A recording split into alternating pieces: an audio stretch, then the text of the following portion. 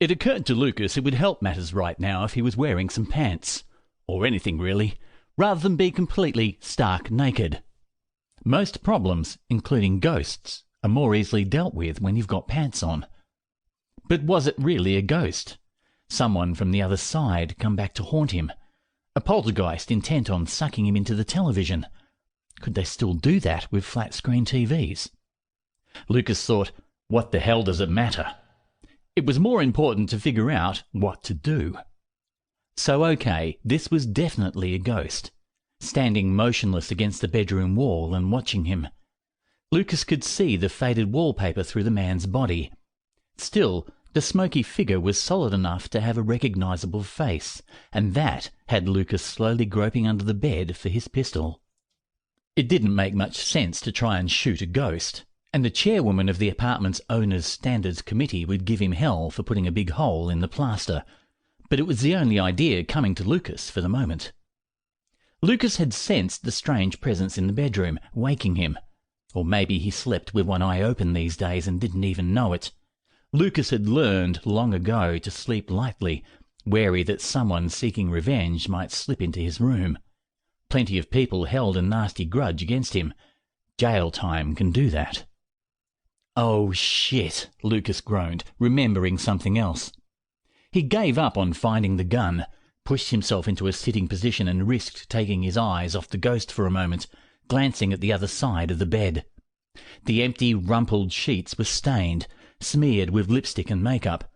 The girl who made the mess was gone. Where the hell was she? He held a hand up towards the apparition.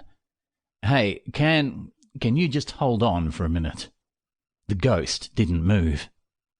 Lukas worried she was in the bathroom or maybe the kitchen getting a drink. Any second now she'd walk back in, see his ghostly visitor and start screaming the place down, which wouldn't improve things. The chairwoman had already complained about some of his noisier overnight friends. Lukas needed to keep his missing guest out of the bedroom somehow, give him time to deal with Casper the unfriendly ex-criminal ghost before she caught sight of anything. Except, thanks to an appalling hangover, Lukas couldn't remember her name. Damn it. Caroline? Charmaine? Damn. I'm a detective, for Christ's sake. I'm supposed to be good at shit like remembering names. Lukas called towards the closed bathroom door. Hey, are you in there? No one answered. Darling, are you in the kitchen? Silence. He said, because there's this really big spider on the ceiling in here, and if you don't like spiders, you'd better stay exactly where you are until I kill the damn thing.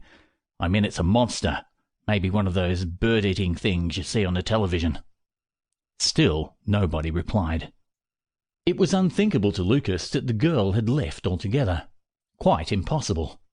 Surely no woman would climb out of his bed without at least telling him how great a time they'd had, saying goodbye and making promises to keep in touch, swapping phone numbers, the usual stuff after a night of unbelievable sex. All right, so maybe last night he hadn't been at his absolute best. Ralph the barman's generosity with the bourbon bottle had impacted on Lukas's usually smooth, cool persona.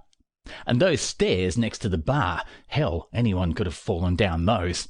Lukas nearly broke his fucking neck. Anyway, it hadn't stopped Clara, from coming home with him, right?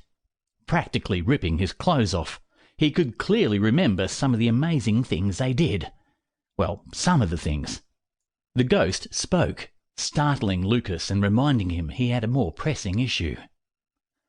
I want you to do something about it. The voice was whispering, calm.